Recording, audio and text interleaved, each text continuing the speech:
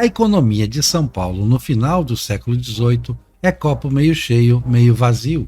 O vazio advinha do empobrecimento per capita acentuado do sul da América Portuguesa em vista da vertiginosa queda na extração de ouro. Minas e Goiás, os grandes clientes da produção paulista de alimentos naquela centúria, perderam renda e se tornaram autossuficientes em diversos itens de subsistência. O copo meio cheio é difícil explicar pelos fundamentos de mercado, mas os números do período revelam vigor nos investimentos em novos engenhos de açúcar e aguardente e na expansão da área cultivada. Nota-se que a capitania quer crescer e enriquecer. Nisso há a sorte de receber bons governantes mandados da metrópole, com destaque para Bernardo José de Lorena, responsável pela abertura da via entre Santos e São Paulo, que levaria seu nome, a Calçada do Lorena. Concluída em 1792, passou a permitir o trânsito de mulas, melhorando significativamente as perspectivas de escoar a produção de serra acima pelos portos litorâneos. Nesse tempo, 2/3 do que se produz em São Paulo é exportado a outras capitanias por rotas terrestres e fluviais. Os resultados da combinação do investimento privado em meios de produção e públicos em infraestrutura não se revelariam de imediato. Não se podia adivinhar, então, a centralidade econômica que São Paulo teria no país adiante. Porém, não seria necessário esperar mais um século inteiro para que o copo meio cheio transbordasse em pujança econômica sem par no Brasil. Usman Danfodio era um líder filosófico e religioso antes de ser um líder político. Fulani, ele pregava contra a corrupção e o pouco compromisso dos reis da região correspondente ao norte da atual Nigéria com os princípios e as leis islâmicos. Especialmente entre Alsáce, as práticas religiosas da maior parte da população misturavam ao Islã elementos de fés tradicionais locais.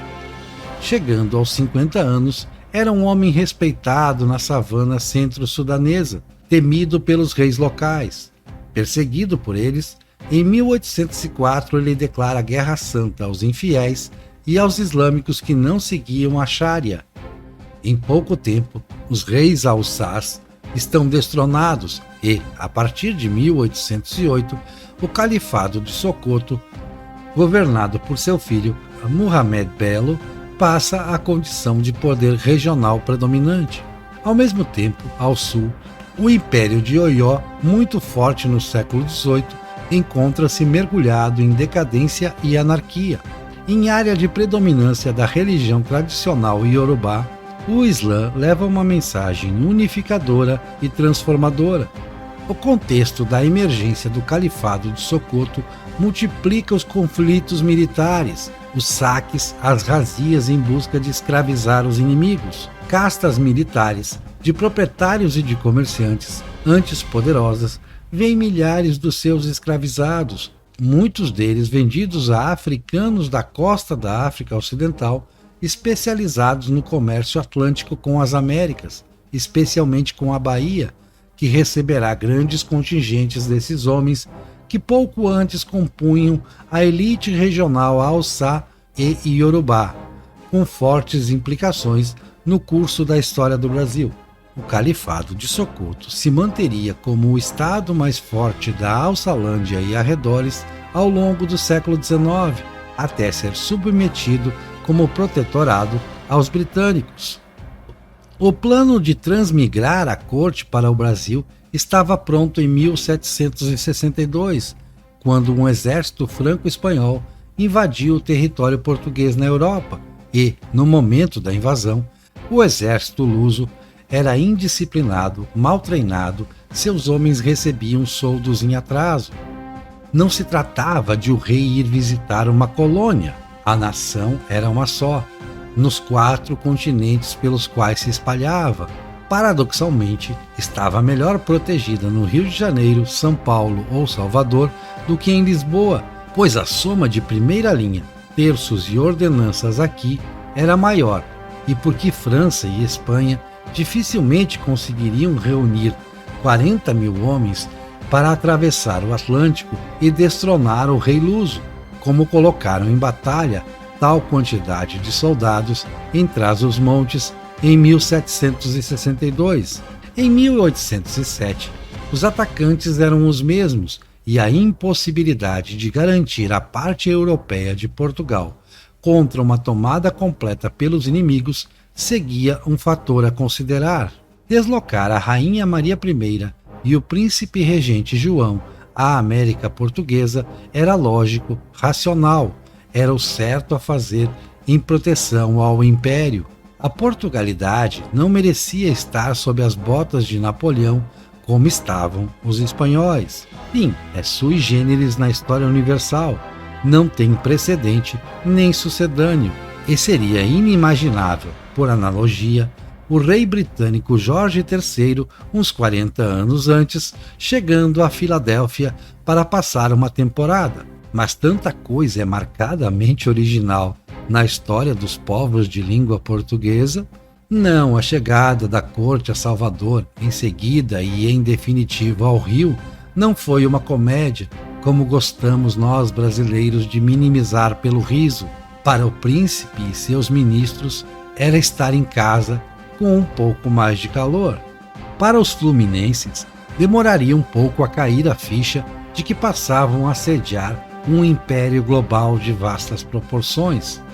As outras capitanias não tinham especial simpatia pelo Rio de Janeiro, portanto não mudava muita coisa. Mudou algo para a América Portuguesa? Tudo era mudança naqueles tempos loucos. A presença da corte evitou que perdêssemos a festa, que a víssemos apenas de longe. Até 1810, o meio circulante era constituído por moedas cunhadas em metais mais ou menos preciosos. Serviam à circulação, ao facilitar as trocas, o comércio, o investimento. Mas circulavam pouco, seja pela insuficiência de cunhagem, seja porque não havia onde guardá-las senão em cofres particulares. Não havia bancos no reino. Tudo se resolvia no que Jorge Furtado chama alavancagem, créditos e débitos anotados, e valia o que estivesse escrito. Papel moeda circula melhor e permite ao emissor alavancar tanto o Tesouro Real quanto os agentes privados. Dom Rodrigo Coutinho, o ilustrado esnobe cabotino e também muito inteligente, tem a ideia de fundar o primeiro Banco do Brasil e emitir o primeiro recibo com valor de papel moeda, exibido aí na imagem, de 1810. Supunha-se que tivesse lastro, tendo ou não, os recibos eram fiduciários. Se o povo confia em quem está emitindo, enquanto a corte permaneceu no Rio, funcionou. Se funcionou porque os tempos foram bons para as exportações do reino, termos de troca, porque abrimos os portos ou porque meio circulante disseminado ajuda, é o debate preferido entre economistas. Não cabe a quem registra a história dá-lo por concluído com ganho de causa a uma corrente ou outra. A revolução de fins do século XVIII, início do XIX, que assombrou o Brasil, não foi a francesa. Embora alguns historiógrafos acreditem a Conjuração Baiana de 1798, a popularidade de Robespierre em Salvador, essa versão faz pouco sentido e, de resto, não aconteceu nada senão o enforcamento de 4 homens acusados de conspirar. O que mais se comentava e temia na América Portuguesa era a Revolução Haitiana, encerrada em 1804, com a vitória dos escravos, ou escravizados, como se queira. O Haiti era aqui? Em Pernambuco e no Rio de Janeiro não, pois a maioria dos africanos era banta. 3 séculos de interação nem sempre vertical entre bantos e luso-brasileiros colocavam gente demais na turma do deixa disso para que uma revolta tivesse chances de tomar o poder, como se dera no Caribe. Na Bahia, porém, o quadro era diverso. Por um lado, a riqueza das reconstruções culturais dos diversos grupos africanos através das Irmandades Negras e Pardas, entre outras manifestações culturais, religiosas e políticas, atuava como fator de inserção social de populações submetidas a estafantes formas de trabalho compulsório. Por outro, essas mesmas vias de organização e recriação de africanidades podiam indicar aos recém-chegados da Alçalândia e da Yorubalândia, quase todos homens vindos de culturas complexas, letradas e guerreiras, de sofisticadas hierarquias, que era possível se organizar na América. Assim sendo, também era possível se rebelar e vencer. As notícias do Haiti não chegavam a eles ou chegavam filtradas. Eles não precisavam do exemplo caribenho, porém. Entre 1809 e 1835, uma série de revoltas africanas sacudiu Salvador, Itaparica e Recôncavo Baiano, 5 delas de grandes proporções. Dessas, pelo menos 3 tinham como líderes Haussás ou Iorubás islamizados. O espírito do tempo do interior da África Ocidental, a Jihad, reproduzia-se na Bahia, com agravantes. Muitos dos escravizados nas guerras sucedâneas à derrocada de Oió e a ascensão de Sokoto eram nobres e militares do topo das hierarquias locais.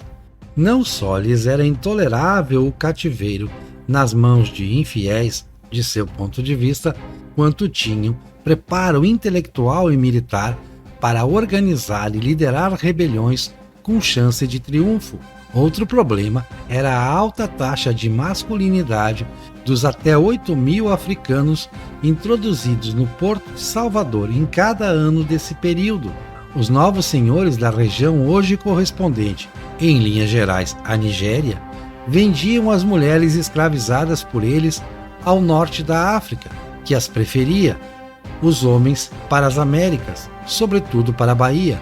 Ora, se não tinham nem a perspectiva de formar família, esses homens submetidos ao cativeiro tinham pouco a perder e muito a ganhar se rebelando. Menciona-se no ensino de História do Brasil a Revolta dos Malês, de 1835, ocorrida em Salvador. Ela foi debelada no mesmo dia, com poucas baixas entre soldados das forças oficiais e nenhum prejuízo material para a cidade.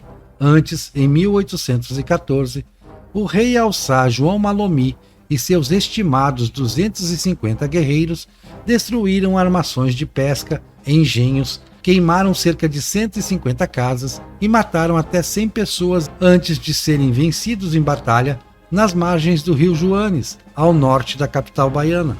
Em 1816, uma rebelião em Santo Amaro, estendida a São Francisco do Conde, durou 4 dias, com confrontos sangrentos e perdas materiais de grande monta. Nela não ficou claro quem eram as lideranças, mas se sabe da participação de libertos africanos, presentes também na revolta de 1835 e outras. Em mais de 3 séculos de vigência da escravatura de africanos no Brasil, houve muitos exemplos de resistência, pacífica ou não. As irmandades, os quilombos e mesmo negociações entre escravos e seus proprietários foram importantes formas de não se conformar, mas todas elas não punham em risco o sistema, a estrutura de poder. Apenas as revoltas organizadas militarmente buscaram inverter a ordem com chances de sucesso, e tais revoltas se concentraram na Bahia entre 1809 e 1835. São pouco estudadas e pouco lembradas, um enigma.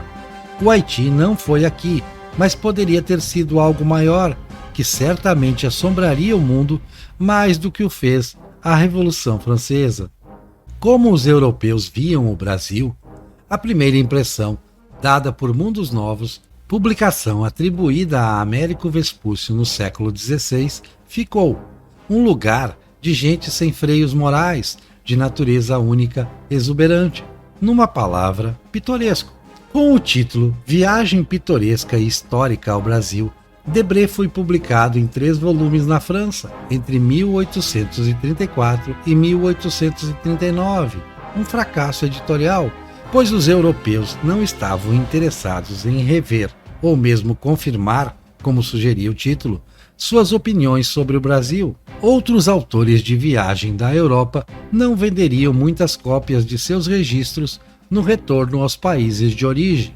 Debré foi parte do que mais tarde se diria Missão Artística Francesa, chegada em 1816 por entendimentos entre seu líder, Joaquim Le Breton, e o Conde da Barca, não estando claro qual dos dois teve a ideia primeiro. Até então, predominava aqui o barroco, com foco em pinturas e esculturas com motivos religiosos.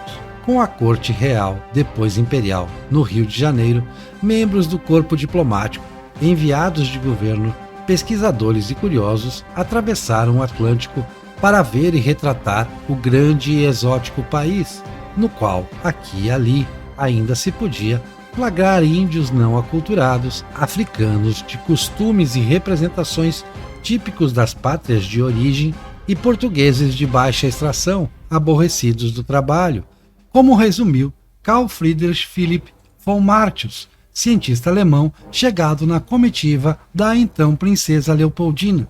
Esses intrépidos visitantes nos legaram vasta e bela iconografia, além de influências culturais de largo alcance no tempo.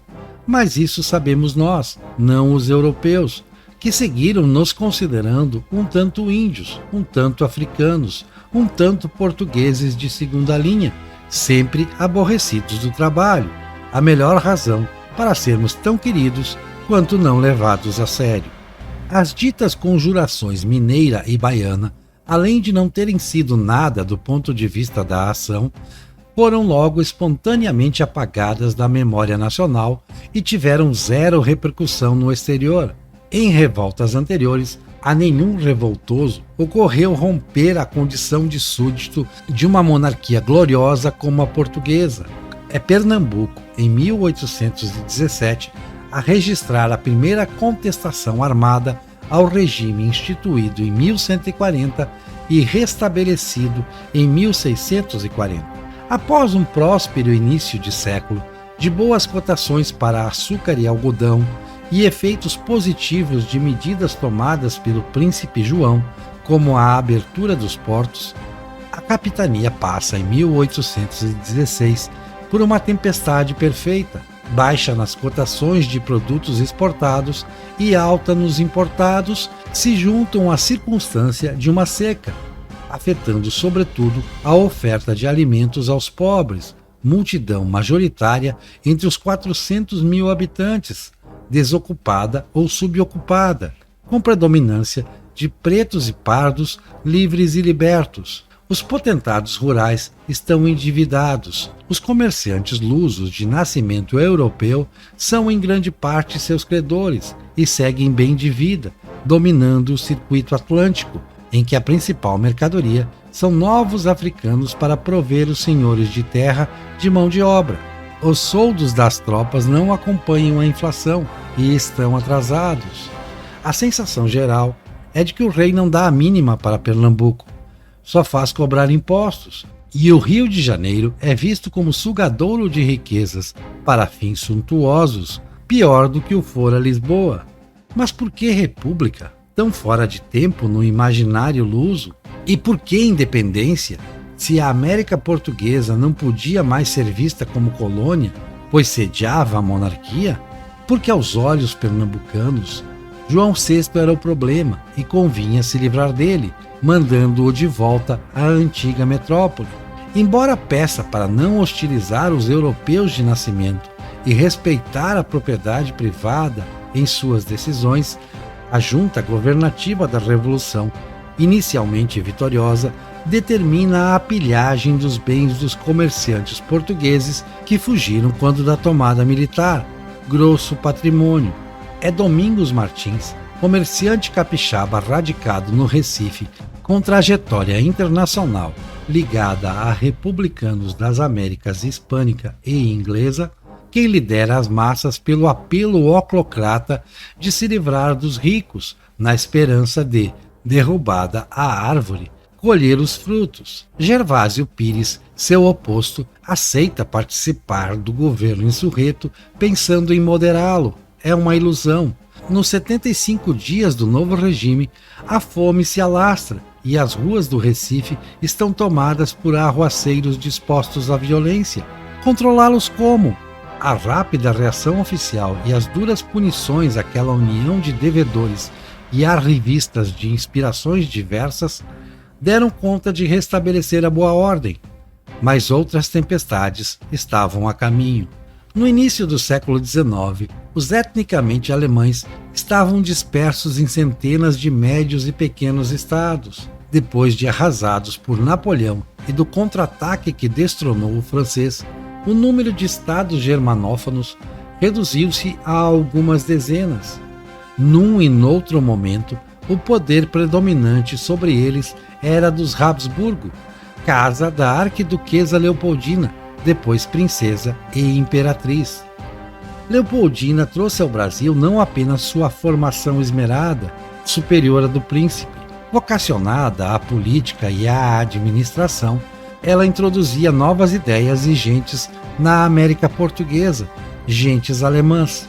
Nesse tempo, o café ganha mercado na Europa e nos Estados Unidos. O principal fornecedor será mais e mais o Brasil. Serão imigrantes alemães uns dos primeiros a produzir café pela melhor técnica, com alto rendimento. Esse grupo foi trazido pelo aventureiro bávaro von Schäfer, caído nas graças da princesa, e tomou posse de terras muito férteis no extremo sul da Bahia em 1819. Batizaram a colônia com o nome Leopoldina. A adaptação germânica ao modelo Casa Grande e Senzala foi notável.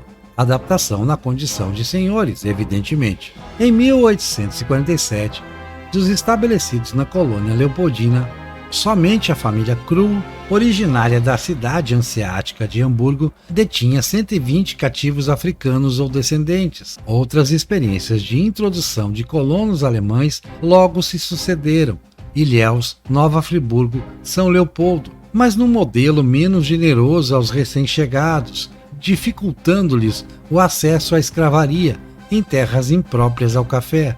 Georg von Schäfer traria adiante também soldados mercenários para compor o nascente exército brasileiro, sempre sob o patrocínio e confiança de Leopoldina, a Habsburgo que introduziu a cultura alemã na América Portuguesa. Em 1820, Dom João VI era um rei absoluto de um regime obsoleto e anacrônico. No discurso do levantamento do Porto, dito Revolução, sim, nos poderes da regência sob tutela britânica estabelecida na parte europeia, em grande parte sim, ademais era um regime abusivo. Do ponto de vista oposto, da tradição, o absolutismo não era tirania. O judiciário guardava alguma independência e as câmaras municipais, instância representativa do povo desde as cortes do século XIII, podiam se queixar e frequentemente o faziam sem temer alguma punição por excessos retóricos. Só se votava para elas, porém. Pouco para as alternativas do início do século XIX, nem todas radicais. Ter um parlamento nacional eleito seria pedir demais?